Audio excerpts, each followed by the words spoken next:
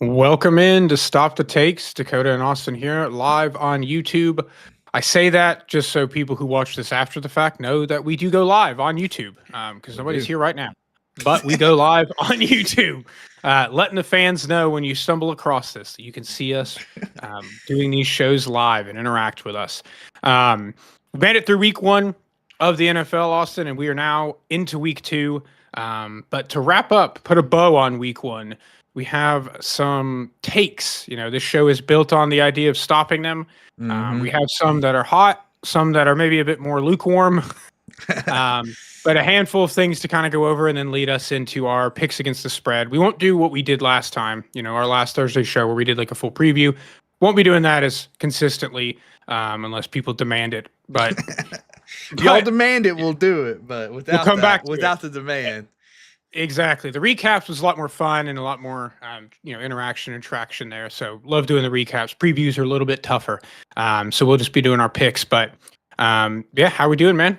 Doing good, man. Ready to react to these hot takes. There's some fun ones in here. Some fun discussions I think we'll have. And if y'all don't mind, if you're watching this after the fact or you're watching a clip, please like and subscribe, please. We got picked up 4 new subs this week, so I really appreciate that on the clips.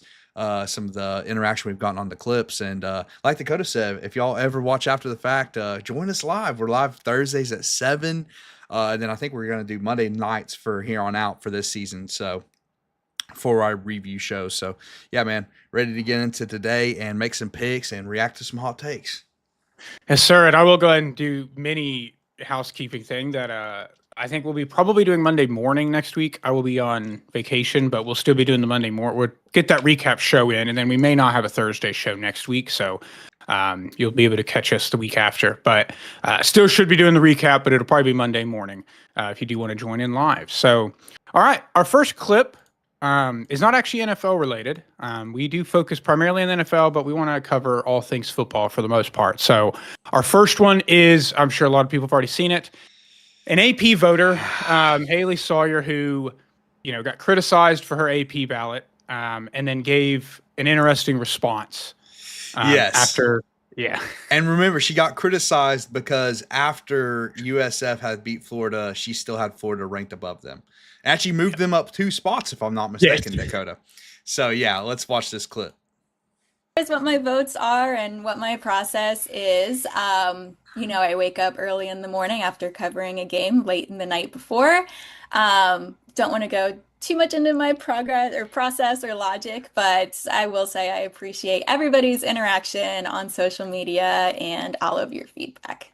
There's tons of people that vote on the AP poll, and it's not a perfect system, but at the end of the day, no matter who you pick, it does even out because there's so many people who vote. And like I said, it's really fun for discussion. It doesn't, probably matter in the end, but I'm glad that people are having a really good time with it. But as far yeah, man, there's so much to unpack here. For one, she says it's not a perfect system. You're part of the reason it's not a perfect system, by the way. You're part of the problem. So you're saying it's not a perfect system. It's because, there's bad voters. It's well, you're part of the bad voter. And 2, she's also well, I don't want to get into my process too much. And then she gets into it none. She literally doesn't tell us how she came to the conclusion whatsoever. And it's very clear to me, Dakota, that she didn't want to admit that she didn't see the score of the game. She did not see the outcome of the game. And she's not the only one. There's other voters that have to do the same thing. And I get it. If they're covering a game or whatever, they're probably busy, whatever.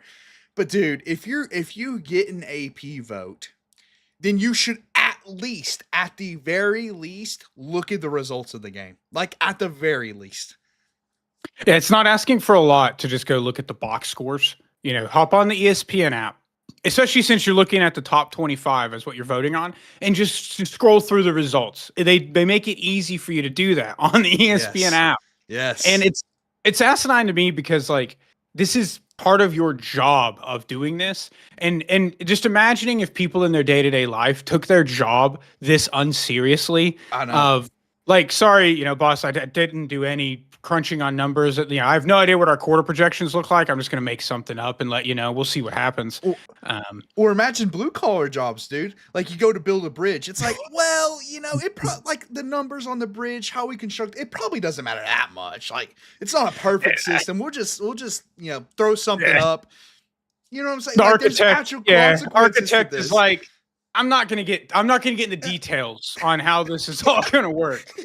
Yeah. I'm not gonna get into my process, but sorry, the bridge collapsed. My bad. Sorry. Those lives are not on my hands. But. Yeah, literally, dude. And here's the thing: it's and the AP poll shouldn't be taken seriously, because we have the playoff poll that comes out around week 8, week 9.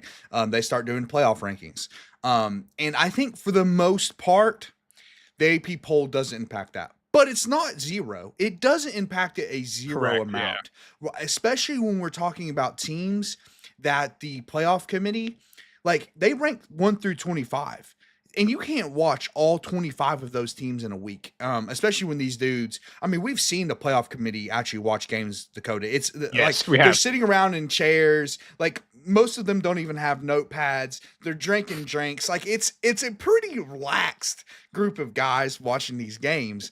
And at the end of the day, a lot of them likely use the AP poll to rank probably 25 through 15, that range. Like that's probably how they come to those conclusions, because they're not watching these group of 5 schools, play all their games. So they're like, well, we'll just go based on what the AP poll says. But the problem is you have girls like this who aren't even looking at the games, watching. They're definitely not watching the games. They're damn sure not doing that.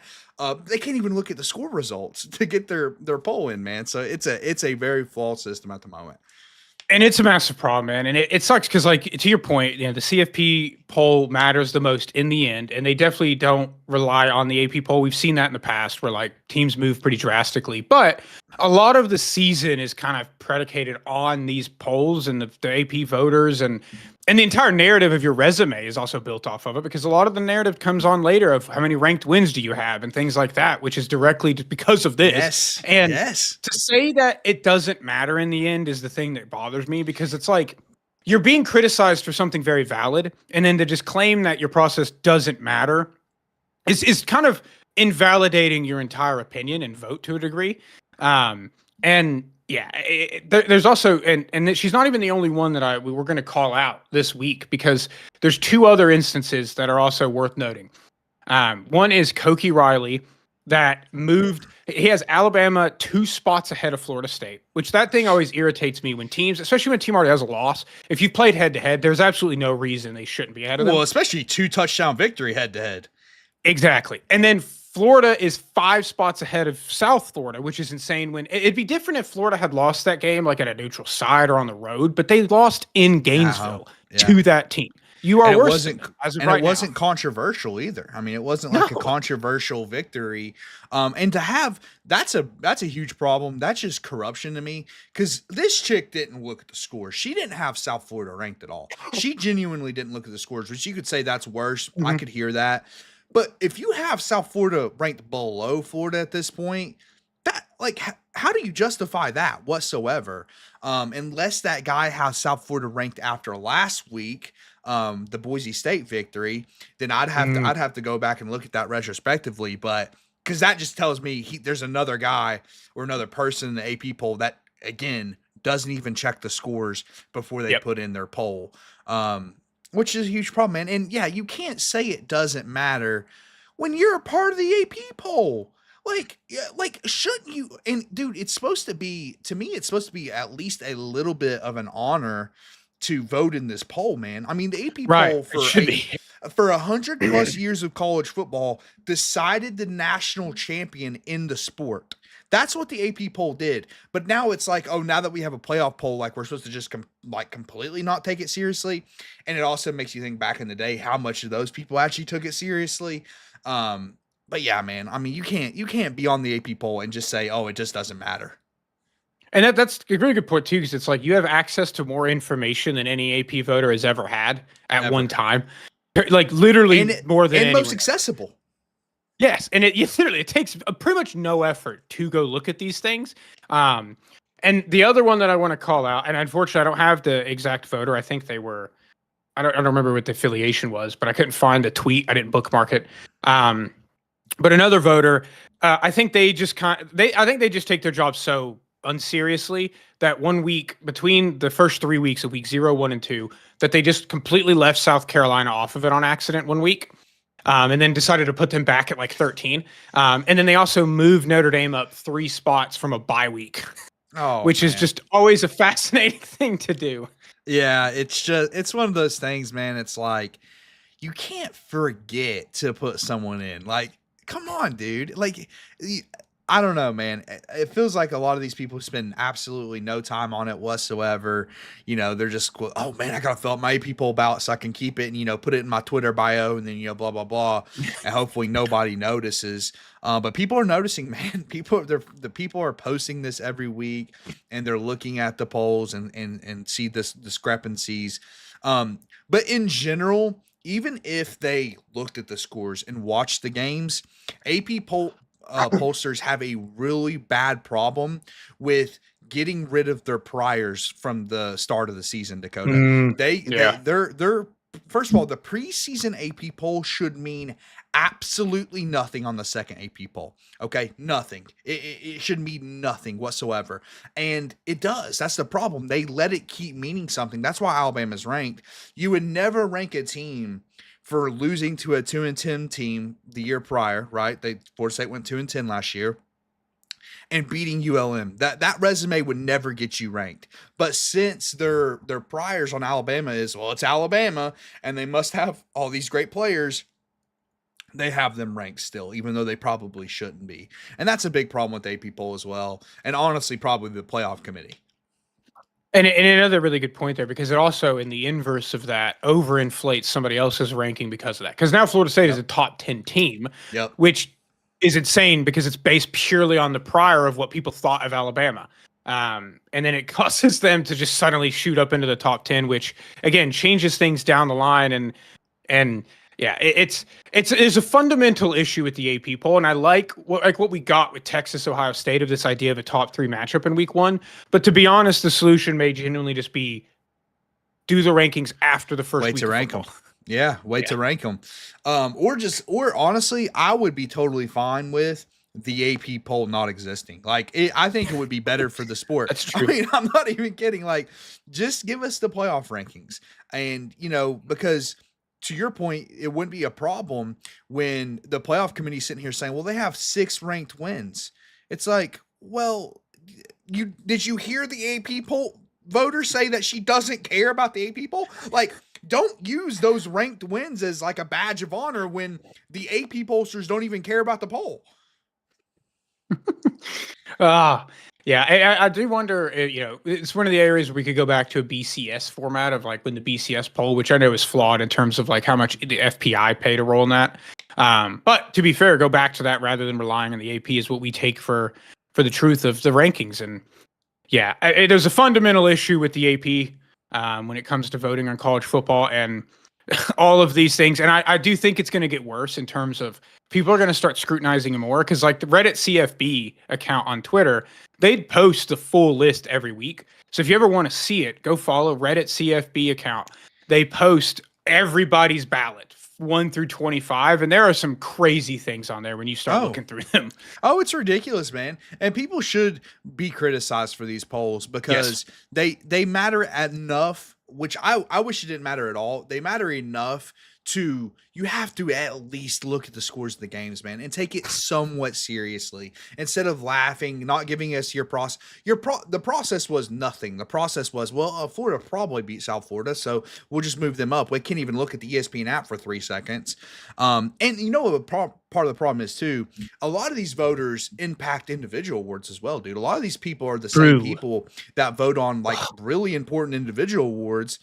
And if they're not paying attention to the season, then they're screwing guys out of individual awards that really do matter, because, there's not like a playoff committee that decides the Heisman Trophy winner or the Blitnikoff winner. It's the AP voters and then Heisman voters. So it's like, yeah, they need to take their job more seriously and follow the sport. If you're going to have a vote in the AP poll, you should follow college football.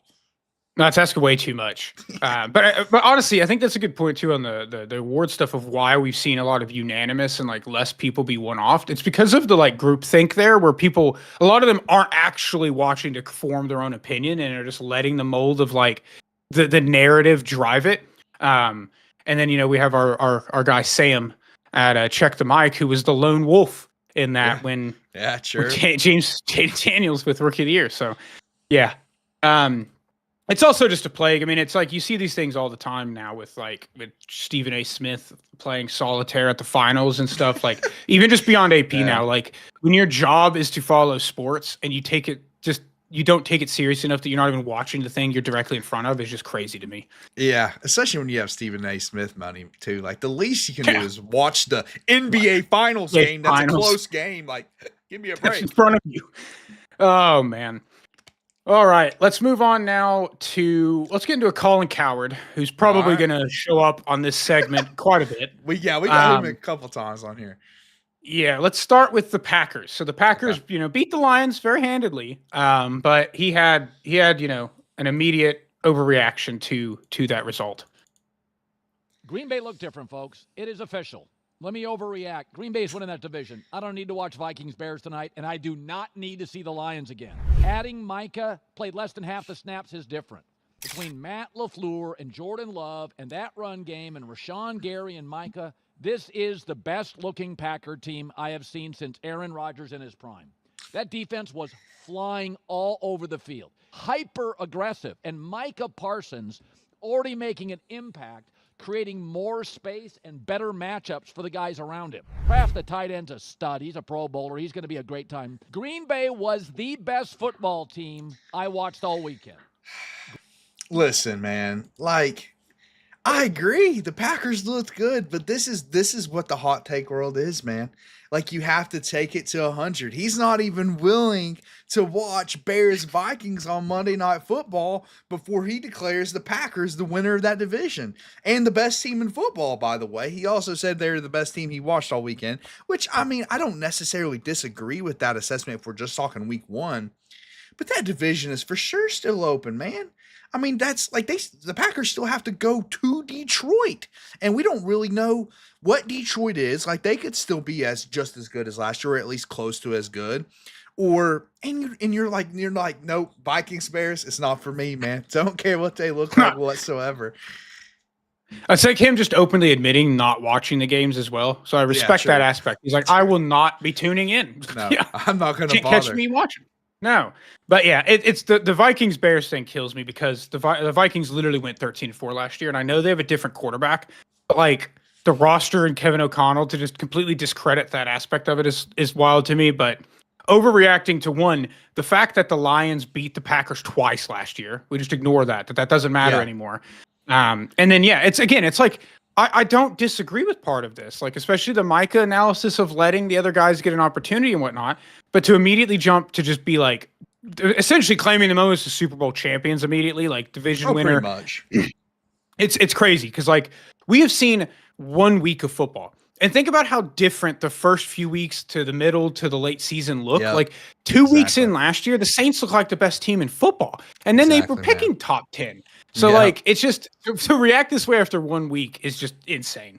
Patriots beat the Bengals week one last year. Like, true. You just can't overreact to week one. And I picked the Packers to win the division, Dakota, after the Micah trade. So like I agree with him. The Packers are going to be a threat.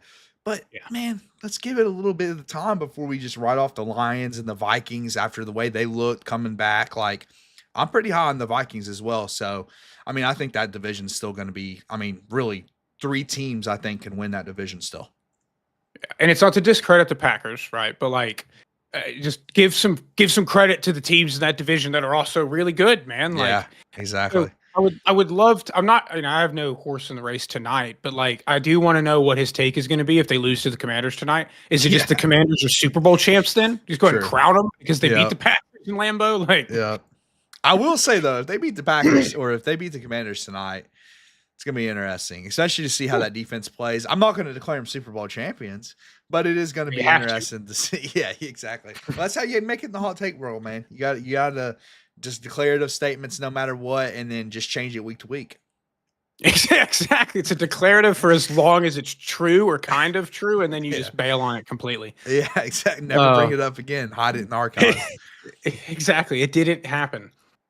Oh, all right. Let's stay. We'll give a break. We'll have another one on Colin, but let's stay within the division for a moment. Okay. To follow up with the Vikings Bears that did happen on Monday, and talk about Chris Canty, who basically blamed the Bears' loss Monday night on Ben Johnson.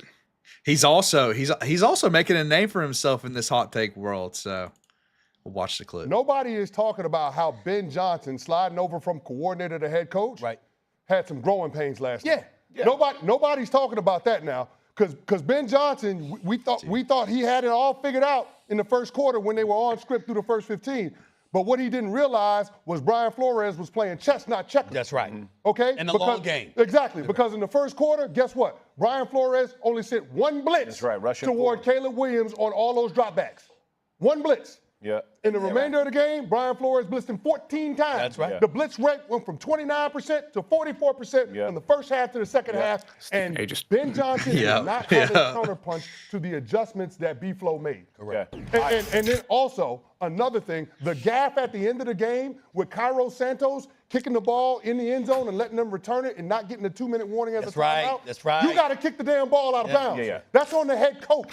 So there are some things that Ben Johnson left to be desired. I know a lot of the focus will be on at the Caleb bottom Williams, too. but Ben Johnson needs to have some heat up under his seat right now too. For sure. Yeah, I mean, the first thing that irritated me with this clip, dude, he's like, nobody's talking about this except me on First Take the day after. Like, nobody's talking about it except me and Stephen A on the most watched hot take sports show ever. Like, nobody's talking about it. Buddy, you are talking about it right now, and people are agreeing with you on the panel. So people are literally talking about it. That absolutely irritated the hell out of me, dude. That's the number one thing that probably irritated me about this clip. And then two, it's like, man, it's so obvious that Caleb was the biggest issue in this game, man. Like, Ben Johnson was scheming guys open all game long. Most notably, Dakota, was the DJ Moore play at the end of the game that if they score on that drive, then, they take the lead or whatever. And yeah, like Caleb missed that throw, man. Caleb missed that throw. Was Ben Johnson perfect? Did he get out coached at points in this game? Yes, he did. He should have kicked it out of bounds. I agree with that. They should have been more prepared for that. KOC was clearly more prepared in that situation. But if Caleb hits the easy stuff, man, if he doesn't miss these throws, they win that game.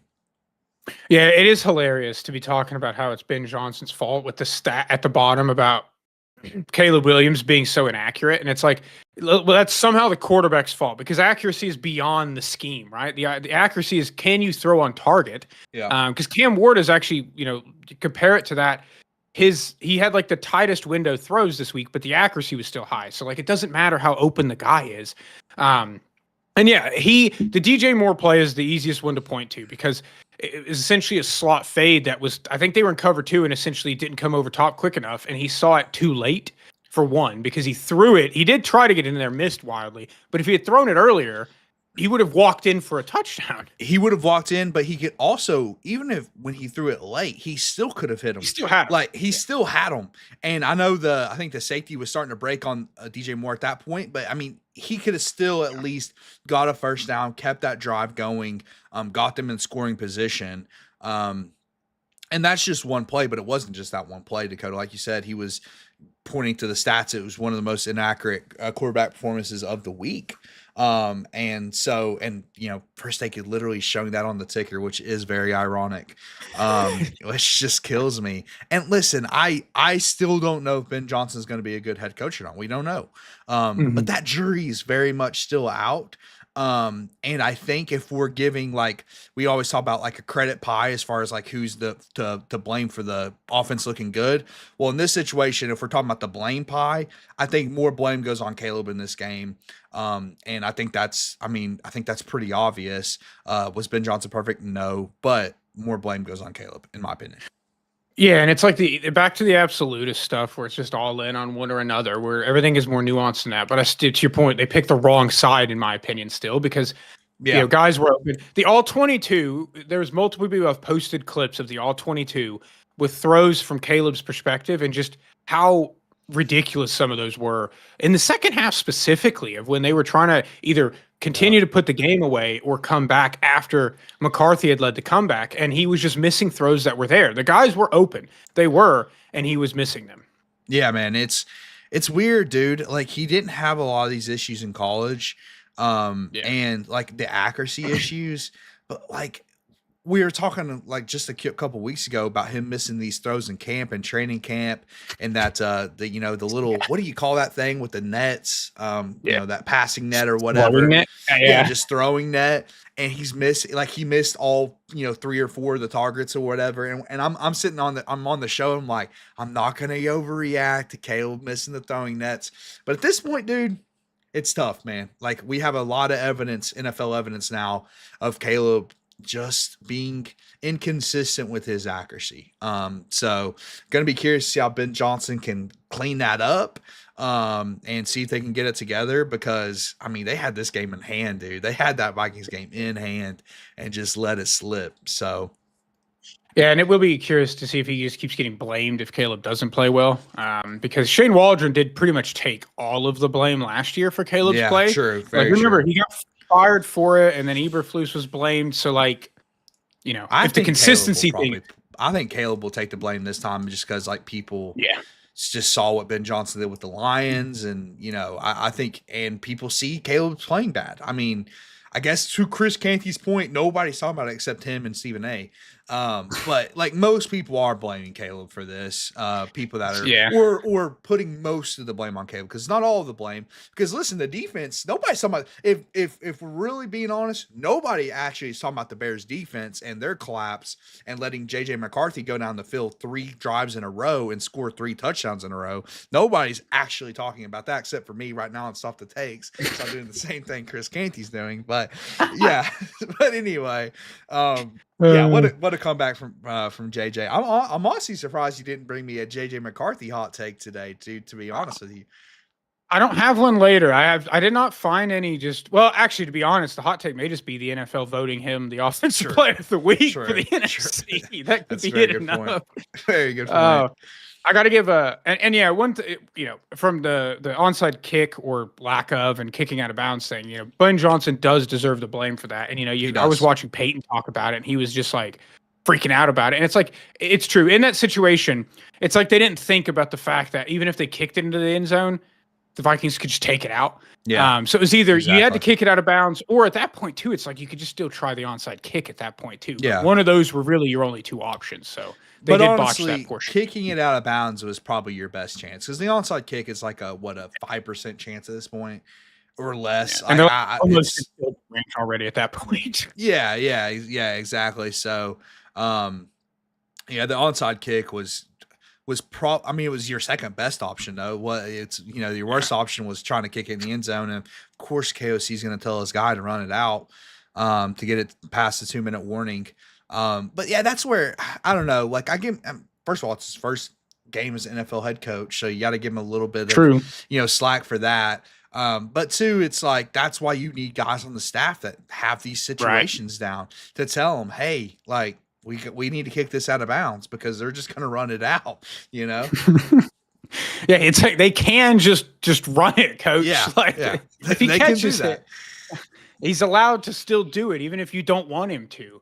And then I got to give credit, on this one. I saw on First Things First, Greg Jennings, Packer legend.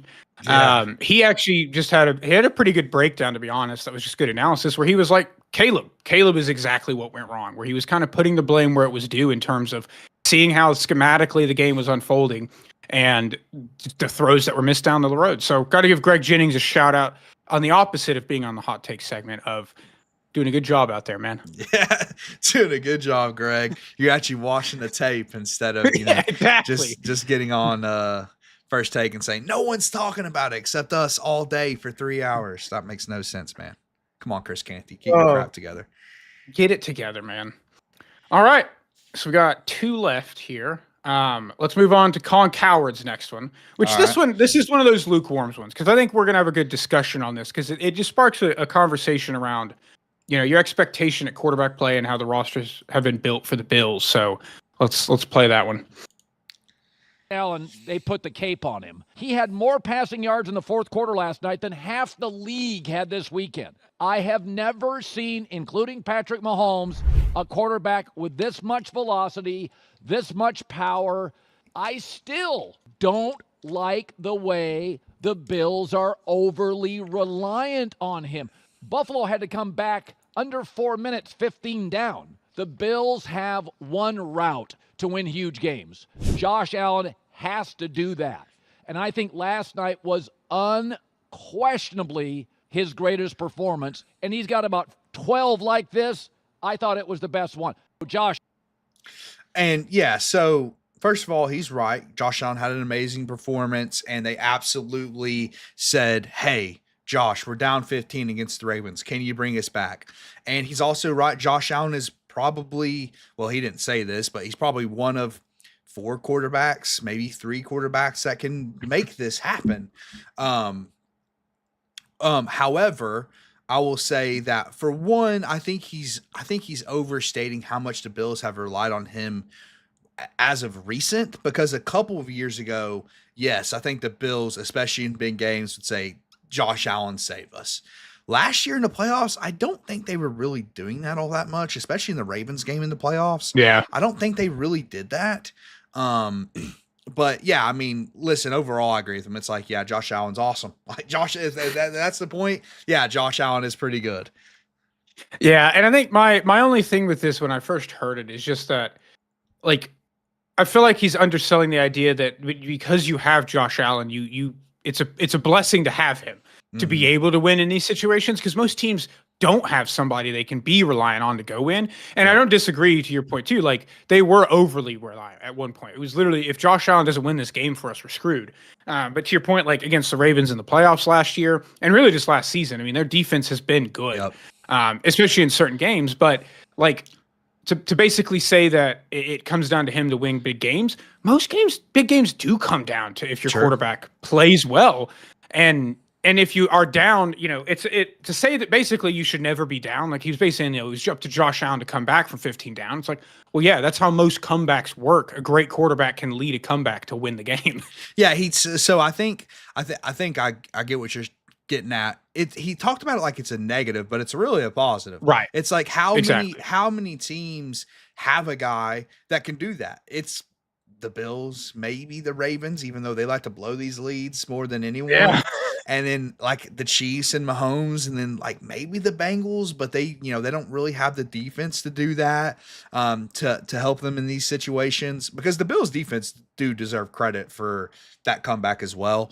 Even though, Josh Allen made some superhero plays, but yeah, it's not a net, because I think the Bills can win in other ways. They did last year. They won big games last year in a different way, but they're also one of just a couple of teams that can say, okay, we have a way to win that most teams in the NFL do not, and that's Josh Allen. That's the superhuman that is Josh Allen, and that's a positive. It shouldn't be looked at as a negative. Yeah, and you mentioned it before we hopped on here, but it's also like, this is the weird game to react that way too, right? Because you would just beat the Baltimore Ravens, who are one of the best teams in football, and basically say, we can't be reliant on our MVP quarterback to beat one of the best teams in the NFL. It's like they got Lamar Jackson and Derrick Henry on the other side. Like, we're going to need somebody to step up and be that kind of player, and it's probably going to be Josh Allen. Yeah, we're going to need you to show up for this one, man. Sorry, it's a playoff rematch. We might need you to be good. Shocking. Yeah. And especially down 15 in the fourth quarter. Because, I mean, you could argue that was part of the reason they got down, is because they weren't able to make the plays offensively. Although pretty early on in the game, they were like, okay, like, Derrick Henry's running all over us. Like, especially before halftime, they're like, okay, Josh, like, bail us out. And Josh did it. And again, I think that overall should be looked at as a positive, because how many teams can do that? The question is, can they do that in the playoffs and get over the Chiefs hump this upcoming year? If the Chiefs are there, we'll see if they get back to the AFC Championship. But yeah, it's a good thing. And to your point too, like, the defense gets kind of overshadowed from that statement as well, because Ed Oliver forces a fumble that basically led to the comeback, and then they get another stop on the next drive. So it's like a little underplaying what the defense did to help them out. But obviously on offense side, Josh Allen did play Superman and go win the game. But yeah. So it's a lukewarm one. I just thought it'd be it's good nuance to something. It's a fun discussion. It is. We'll have Colin on the show at some point to talk through it. Go over his hot takes. Yeah, we'll get him on here. Now the last one is one that I'm sure a lot of people have seen as well, and it's just a big general thing, which is a moment that happened on Get Up between Ryan Clark and Peter Schrager that I think most of us would be on the side of Peter Schrager on. Yeah. A.J. Brown, which is this number one wide wake up this morning. Are you feeling okay? You look at A.J. Brown, which is this number one wide receiver who got one target all night, and then you got CeeDee Lamb. But that's the when was the one target? That's the target. But though. I'm saying when was the one target? I'm saying you could have it both ways. 54 seconds left in the game on 2nd and 11. It was the one target. He runs the out route. You wake up this morning saying got A.J. Brown had a better day than CeeDee Lamb. But you know what you wake up saying though? A.J. Brown's team is 1-0. Of course, right? Like that's what I get it. But the thing is this though, and we shouldn't do this on TV. And so I apologize if people think this is rude. That's the non-player. Oh, stop. CeeDee Lamb is let me tell you why. I'm not looking at fantasy football. Ryan, I'm not. Don't belittle me like that. I could come in and say, as 3 ex-players are saying one thing, and give an alternative perspective that maybe CeeDee Lamb did play well. And Peter, what I need for you to do is not get mad and let me finish for one. Okay, go on. It wasn't about you. It was going to be about me. Okay.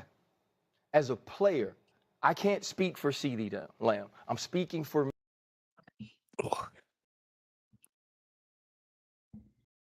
Oh, I think you're on mute. I can't even really make out what Peter's argument is. Like, was Peter arguing that CD had a better game than AJ Brown? Is that the argument?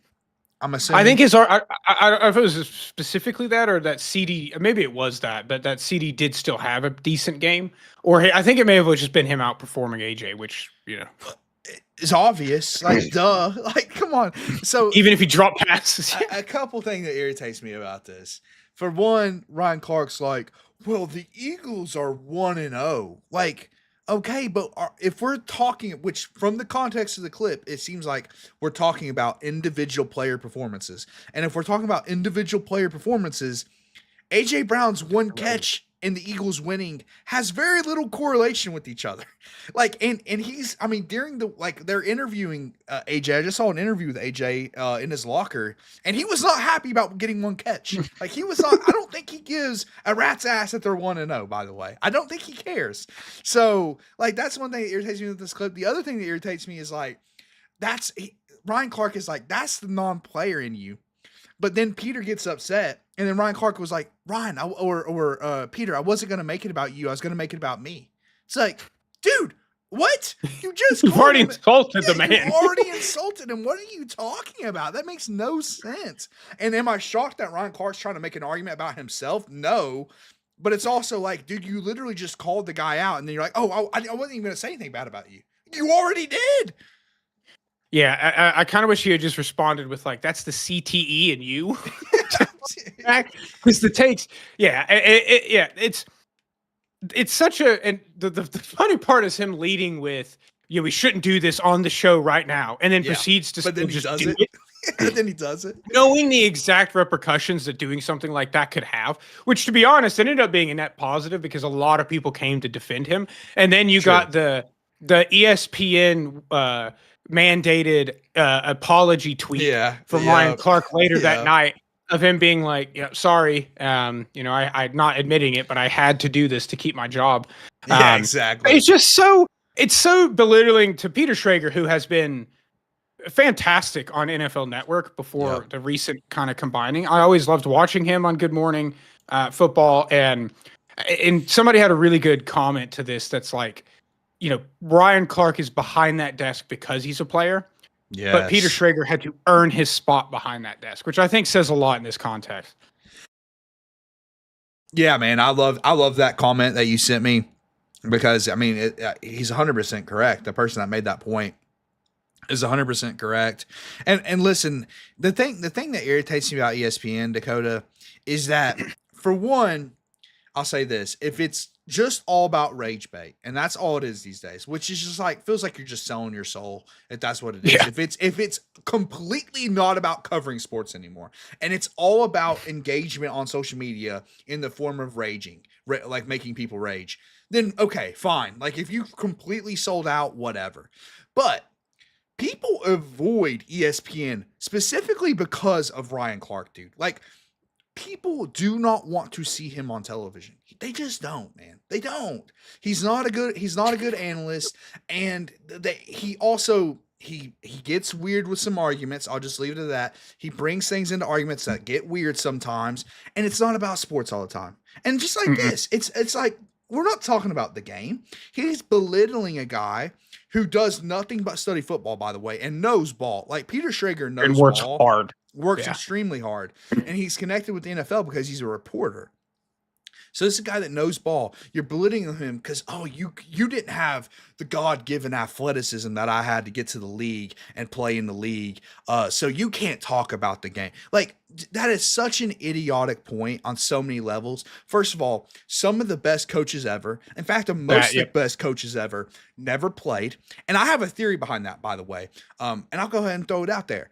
I think great players don't make great coaches because great players have that God-given athleticism. They're born with those insanely athletic traits. So they get upset when they're trying to coach a guy. Like, imagine Aaron Donald trying to coach a defense tackle. It's like, dude, just do what I did. Why can't you just do what I did? It's like, nobody can do what you did, dude. Nobody ever could do what you do. So that's why, to me, great players don't make great coaches. And for two, they make a ton of money, so they don't really need to do it.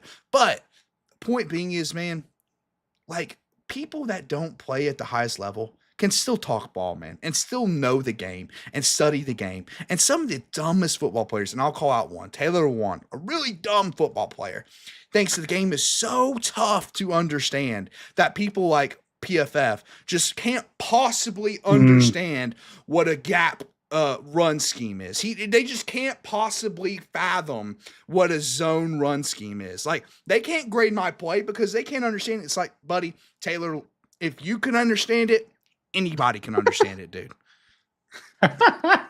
Yeah, he is. I try to avoid Taylor Lewan takes because even though he was a Titan for a while, helped us out. Yeah, the PFF hate when they had their conversations together were also pretty fun. But yeah, I think, and I was going to bring that point up too, which I think is a very good one about the coaching. Cause like, yeah, Nick Saban and Bill Belichick, were they NFL stars? Were they college football stars? No. Really, you haven't had coaches, excuse me, that were like that since like Johnny Majors. You know, you're playing in like the 20s and 40s, and then you turn around and coach when it's a completely different game. Yeah. But yeah, you're completely right. Like most modern coaches, like at Andy Reid, a lot of the best coaches did not have successful football careers. And I do think there's also just like a different mental aspect of the way that you view the game and the ability to create and schematically design something versus executing it with, to your point, your God-given athleticism that you were born with. And again, it's Schrager's specific example too. It's just so ridiculous to do that to him of all people as well, which is crazy. And some of my favorite people that I follow sports-wise did not play football. Like even to check the mic, like Sam did. Steve played baseball. But I respect his opinion on football more than most people. Exactly. Sam and Steve know ball more than Ryan Clark. They're studying film constantly. They're actually studying the game. Just because they didn't play the game at the highest level doesn't mean they can't study and understand football. That's just the reality. And again, it's doing it to Peter Schrager is such a good point, Dakota, because it's like, out of all people, this guy who's connected with the NFL more, like as much as anyone, and who does a great job covering the sport, it just doesn't make any sense. Like, if you want to do that to Skip Bayless, and it's like, fine, because Skip doesn't go do it. Yeah, Skip doesn't watch football. He doesn't even watch the games. He's watching highlights at most, because he goes to bed at like 6 p.m. So it's like he can't even stay up to watch these football games. So if you want to do that, Skip Bayless, go for it. Not Peter Schrager, man. Yeah, no. And again, it was nice to see all the people coming to his aid and former players specifically that have worked with Peter in the past to basically come in and be like, you know, you're one of the best in this business, man, and that was cool to see. It's one also of the positive. It's also a good sign you're getting cooked in the argument, by the way. Like, it's a really good sign True. that he's winning the actual debate, which it's so annoying that all these shows have become debate shows. It's so odd. Nobody watches Get Up. I am as connected with sports as anyone. I am a sports junkie. Have you ever heard a single person say they watched the show Get Up? Like, never. You see it on social media, and that's it. And I get exposed to it at the gym in the mornings when I go to, especially if I go in at like 7 before work, I'll see it there. I don't hear it, but it's there. It's there. just being played in gyms. It's being played in gyms. Nobody actually looks at the TV. But yeah, it's forced upon us. It's just one of those things, man. Like, I don't know. It's so sad what sports media has become, dude. And that's why we're doing this, man.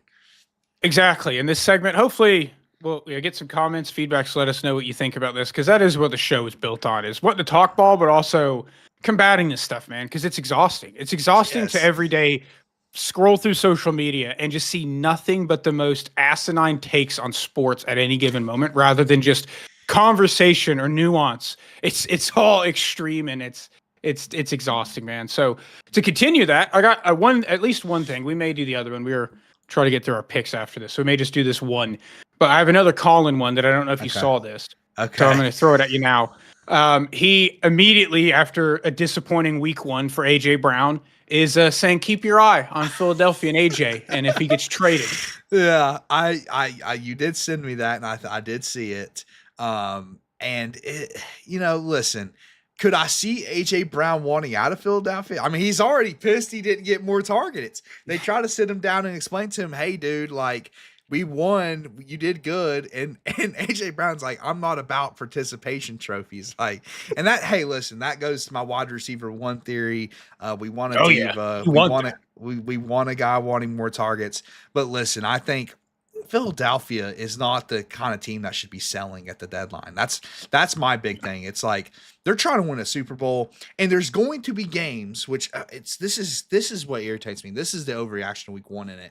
There's going to be games where they need AJ Brown. They need AJ Brown, and they need Jalen Hurts to make plays down the football field. This was not one of those games. But to act like they just don't need that the rest of the year. They just don't need an elite number 1 wide receiver. They're just never going to need AJ Brown to go for 150 yards and 2 touchdowns, even though he did that like several times last year. Like, they're going to need AJ Brown at some point. They're going to need him to play well. And they're going to have to make throws downfield at some point in the season. Yeah, and specifically in the Super Bowl as well, he caught a touchdown in both of those Super Bowls. But yeah, it's. I just love that it's like, is it time for them to move on from him? Yeah, is the way it's phrased. Week. Is it time to? He said, "I'm not here for participation trophies," and it's just, is it time to move on from AJ Brown? And that's so hilarious, because to your point, yeah, again, it's like, I want my wide receiver 1 being a diva in the locker room. Yeah. If he's not, he does not care enough. No, he doesn't. He's not the guy. He's not wearing chains. He's not wearing the shades, and then I don't want him. Yep. And like, the hilarious part in this too is if this actually happened, if you actually traded AJ Brown off of this team, how bad that receiving core suddenly looks when Devontae is your number 1, Jahan is your 2. Like, that becomes one of the worst wide receiver rooms in the NFL. It goes from one of the best duos to one of the worst. Again, it's like, you didn't watch last season, because AJ was a big part of last season. And 2, it's like, man, like, they're trying to win a Super Bowl this year. Like, they're trying to go back to back. Like, this is not a team that's like, it's not like the Dolphins. If he came out and said, hey, Tyreek Hill is probably going to demand a trade, like, first of all, he's not, because that's not a hot take, because that's just the news. But that makes sense. It's like, the Dolphins aren't competing this year. Tyreek Hill probably still can bring something to a team that can win. And that would make sense. They're heading towards a rebuild. The Eagles won the Super Bowl last year, and they're trying to win another one. That's not how selling works. You sell players when you suck so you can get more draft capital. Correct. Not when you're good and trying to go repeat and dominate. You having AJ Brown is a part of why you're Super Bowl champions and why you're the team to beat the NFC. Losing that changes the entire dynamic, especially for your quarterback. Yes. Who has, shown that he needs that. Exactly. He elevated when they got AJ Brown. That's when Jalen Hurts elevated his game. So yeah, Colin with another one. We'll skip Colin's the other giving one. us a lot of content, man.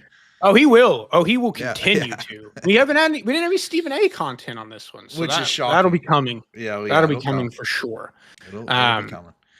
But yeah, due to time, we'll go ahead and to get us into Thursday Night Football here in about 20 minutes. We're going to switch to game picks. And again, we're not doing like full preview like we did. We're gonna pick against the spread here. In our sleeper app, we'll actually give an update of where we stand. So after week 1, I have 9 wins. Austin has 7. Oh, 7. Picking against the spread. That's better than I thought. 7. I thought it was like 5 or 6. No, we're better than that. But it is so much tougher picking against the spread, but it's fun. It is. Now we have more information too. Maybe week 2 will be better. I don't feel great about it, but here we are. I don't either. So let's go ahead and kick it off with tonight. Packers favored by 3.5 at home against the Commanders. Where are you going? For some reason, I went Commanders. Although I think the Packers will win by field goal. All right, I like the Packers by a touchdown, so I took the Packers to cover that. Okay. Now into Sunday slate, one of the biggest lines we'll probably see all season. Yeah. Ravens by 11.5 at home against the Browns. Dude, I took them covering it. I think the Ravens are going to annihilate the Browns. I believe in Flacco to keep it close again for now. I got the Browns covering. He said, "Give me Flacco in the points." Give me Flacco in points. I'll take him when they give them to me. An interesting matchup. Bengals at home against the Jags, favored by 3.5 as well. This one was tough because it's like, is Cincinnati going to continue to be slow heading into the season? That's usually like a 2-week thing, but I still took them to cover. I did as well, and I don't feel good about it because I could also see them struggling in week 2 again. But I like the Bengals to cover there as well. Divisional matchup, Cowboys at home off of the tough loss a week ago. Favored by a touchdown, 6.5 over the Giants. I took the Cowboys, man. I was really impressed with their offense, although I'm already regretting that because I feel like the Giants edge rushers are going to kill Tyler Guyton. You know what? I'm changing that last second one. Give me the Giants to cover that because I think their pass rush is going to eat Tyler Guyton alive. Yeah, it's a really good point that makes me want to flip mine. I'm going to take the Cowboys by a touchdown. And then we got to shout back out to our boy Daniel in the chat. Packers not covering 3. It's 3.5. So yes, technically, he's saying the Packers will win by a field goal. Yes, Packers win by 3. It's going to be a close game. Hey, I'm high on the Packers, man. I picked the Packers to win the division. So tonight should be a really good game, like a playoff yes. preview of something later on, hopefully. All right, continuing with heresy. NFC North, another divisional matchup. Honestly, a pretty brutal start to the season for the Bears. We get the Ben Johnson returns to Detroit game in week 2. Detroit by 5.5 at home against the Bears. I'm gonna take Lions, man. I think I'm starting to worry about old Caleb, man. Starting to worry. I agree with that. The Bears defense did not show me enough to be ashamed. He's spamming the chat here. I just picked against the Bears. You should be happy, Daniel. You love the engagement. But yeah, the Bears defense also did not impress me enough to think they could help keep it close if Caleb doesn't play well again. All right, another divisional matchup. Dolphins, dude, Vegas has not caught up to the Dolphins. They have not. I took the Pats by 1.5 against the Patriots. Honestly, again, this is not betting advice. Do not take our advice. But if I took one spread this week, it would be the Patriots spread. Yeah, I agree. I have the Patriots winning that. Yeah. Here's a rough one now. So it's worth noting all the injuries. The 49ers, if you watched our preview show, the census for it with the 49ers was if they stay healthy. We made it to 1 week, and they immediately fell apart. So Kittle is on IR. At least I think he's projected to be back around October 12th. And then Purdy was announced out today with, I think, a toe injury for 2 to 5 weeks. So Ayuk's already not playing as well. Juwan Jennings didn't practice today. Yeah, he's banged up. Usually if you don't practice on Thursday, it's usually not a great sign for playing. And Trent Williams hasn't played well, so it's like It's basically CMC and Mac Jones. Can CMC and Mac Jones get the job done? The Saints were feisty week 1. They had one of the best lines in week 1, offensive lines. I took the Saints to cover that, dude.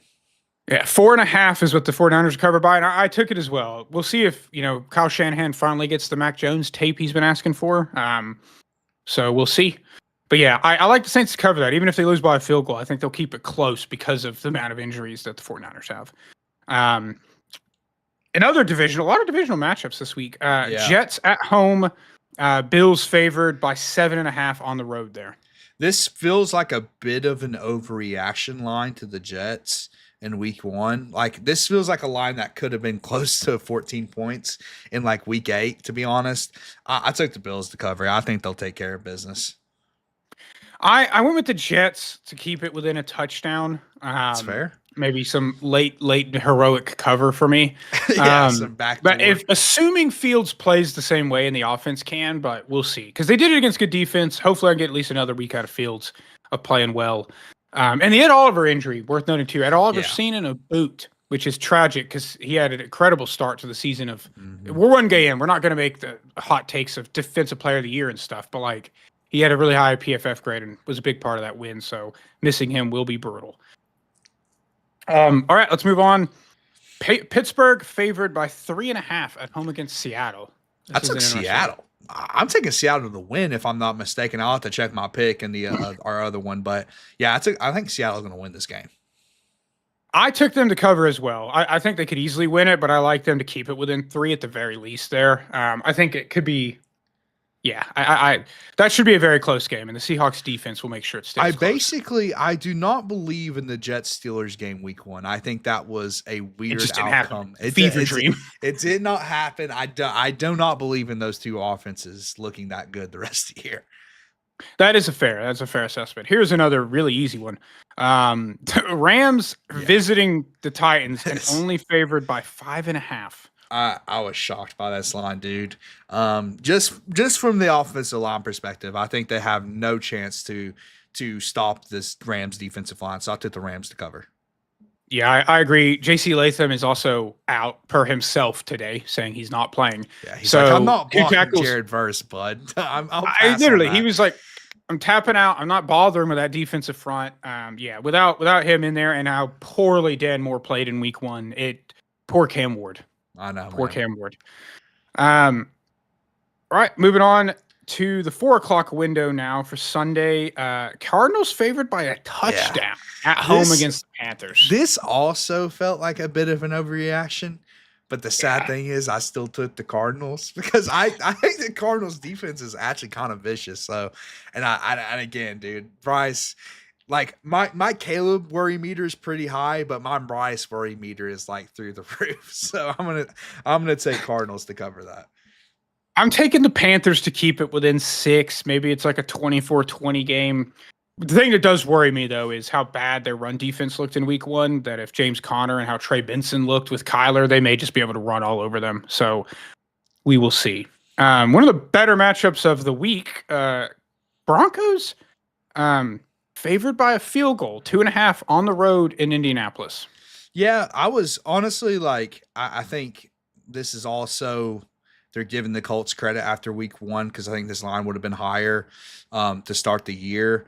I took the Colts to cover it, man. I think, listen, I'm a Bo Nix hater at this point, Dakota. I think he played awful against the Titans defense, and I don't know if I fully buy into the Colts defense yet, but I think, I think they can cause problems for Bo Nix. So I took the Broncos here by a field goal, and my reasoning is just that maybe Danny Dimes immediately has a Danny Dimes game against that defense, and that's what worries me.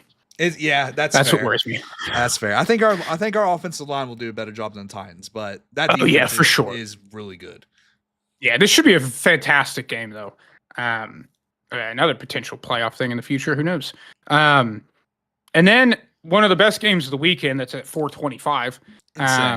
Super Bowl rematch. Philadelphia visiting Kansas City. I feel like every time these games happen like this, Kansas City's just always at home for them. I don't know how that happens, but it feels like they're just constantly in Arrowhead for their biggest games. But Eagles favored by 1.5 on the road here. I took the Eagles, man. Listen, it's tough because Kansas City lost a tough week 1 game to a good team, and then now they have to play the Eagles, which sucks. I think KC will be pretty motivated, but at the same time, I think the Eagles always have a chip on their shoulder against Kansas City, ever since the Super Bowl loss. So yeah, I'm going to take the Eagles to win once again against the Chiefs.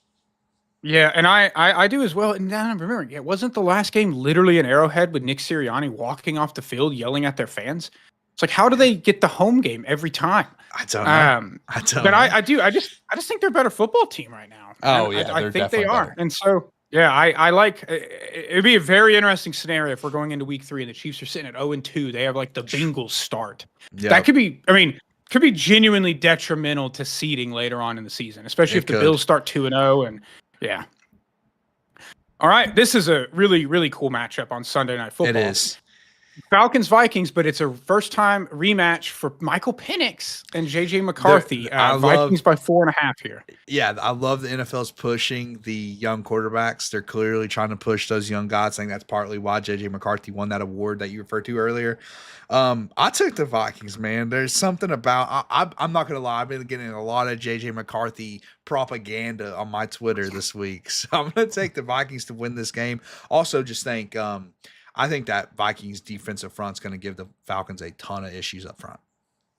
Yeah, I agree. I still took the Falcons to keep it within 4. But yeah, I don't feel great about that. But I think this should be a really interesting matchup with the national championship rematch from Washington and Michigan, which is pretty cool. Cool. So let's now Monday night. We got the doubleheader this week on Monday night. Starting at 10 o'clock. What are we doing, man? We can't start that East at 9? Coasters. East Coasters are screwed. Yeah. No sucks kidding. to be us. It does. Woe is me. First one is at 7, which is cool. I like having it a little bit earlier. But this should be a very interesting matchup too. Tampa Bay on the road in Houston. Houston favored by a field goal by 2.5 here. I prefer the doubleheader to be on at the same time personally. That's how I like it. Like I like to have them. The 2 TVs. Yeah, the 2 TV setup exactly. Disappointed in the times here NFL, but I took the Texans to cover this one. Reasoning is this is going to be a defensive slugfest, people. I think the Texans defense is like really, really good. And I think Baker's going to make a couple mistakes. And then, I mean, the Texans offense, I don't know if they're going to be good all year just because their line is so atrocious. So I expect this to be a pretty defensive Monday night game to start off Monday Night Football. Yeah, I took the Texans as well. I think it's tough to see them start 0-2, and I like their defense against the Bucs offense, especially if Wirfs is still not playing. Yep. And maybe the offense can get clicking against a defense that isn't quite as good, but man, the offensive line looks so bad in week 1. So bad, man. It's like the Bucs have a bad defense either. It's just not as good as the Rams, not as elite probably. As the Rams. Yeah. All right, and then to wrap the week off, divisional matchup that is way more interesting after the results of week 1 and getting to see Pete Carroll's Raiders, but Chargers by 3.5 at Las Vegas. And I think the Raiders will keep it close, man. Like I said, they're going to be feisty all year. Chargers will win this game. I also have them to cover by 4, but I expect a good football game. I'm realizing I'm cooked this week because I took a lot of teams to keep it within 4 to 3 points, and I like the Raiders here to keep it within 3 at home. I can see it. We'll see. I can see it. I can, but it's like I could also see me going, 3-13 this week. We'll see. You feel confident about 3 picks, huh? Don't tell us, people. Yeah. Just don't tell our picks. Yeah, literally. We should do our Survivor picks on here. Oh yeah, I like that idea. I like that idea. So it's a full thing, but the Check the Mic guys we've referenced before, they have a Survivor pool on Sleeper, and it's not too late probably to go start one with your friends if you wanted to, but it's a pretty cool idea where you pick one team to win each week, and then you can't pick that team later on, and you basically survive each week by picking them. Who did you end up picking in week 1? So week 1, I went with the Broncos to beat the Titans. Okay, Sweat it out at the end. Yeah, same thing. I did Cardinals over Saints, but yeah, Rattler had it close there at the end. I think it's gonna be every week. This week was, man, I feel like there were 2 games you and I talked about. I feel like there were 2 games I picked. but I went with the obvious one. So, yeah, I could see the Rams, and I might still switch it to the Rams. People, I just again, the defensive line matchup. I might be saying that about the Rams each week, but I mean these first couple of matchups for the Rams are as absolute barbecue chicken up front. But I went with the Ravens because hey, it's the biggest line, and surely they'll bounce back after that heartbreaking loss at home. So I got Ravens over Browns for my survivor this week.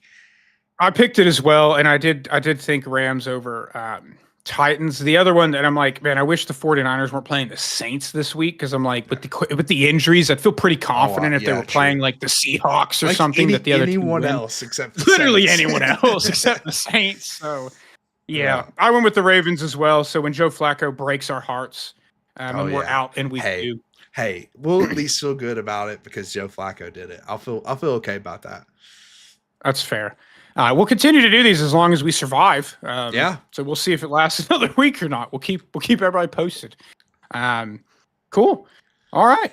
Well, that is a wrap on week 2 picks. Let's go, man. You got anything else you want to chat on before we wrap this up and get into some Thursday night football? Yeah, we're literally finishing just in time, which is perfect.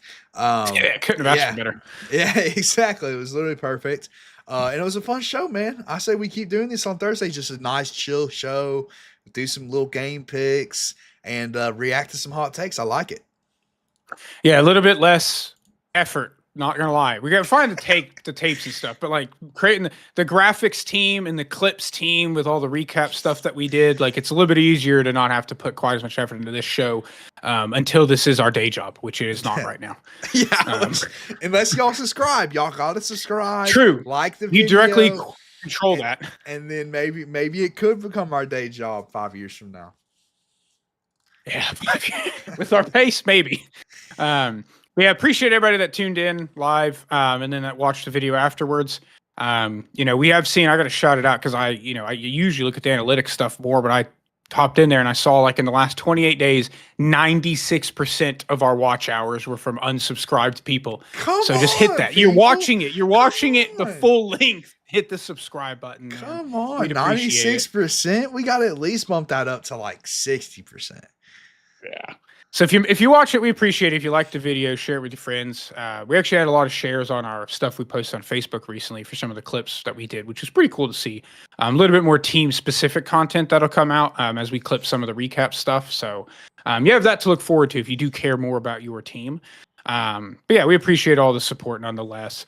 But yeah, hit the subscribe button and tune into our live shows. We'll be going live Monday morning next week. I will be in Florida at the beach, but we're still going to go live Monday morning. I don't know when I wake up. On vacation. For the people. For the people. But then it'll be a recurring 6:00 Monday night show because it takes a while to go through that recap to lead us into Monday Night Football. So, and then the same time for this. We probably won't have this Thursday show next week, but going forward, we'll have these consistently at 7 on Thursdays. So appreciate everybody for watching. But until next time. Thanks for talking ball with us.